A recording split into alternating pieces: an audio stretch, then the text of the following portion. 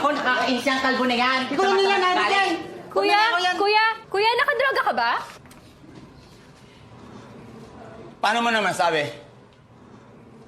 Kuya, balita namin wanted ka raw dito. Paano mo nasabi? Kilala ka raw dito na nagnanakaw ng mga manok. Anong manok? Manok!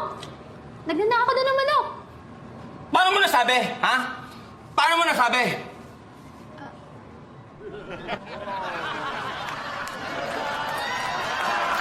Tara na nga, wala tayong makukuha ang balita dito. Huwag kang aalis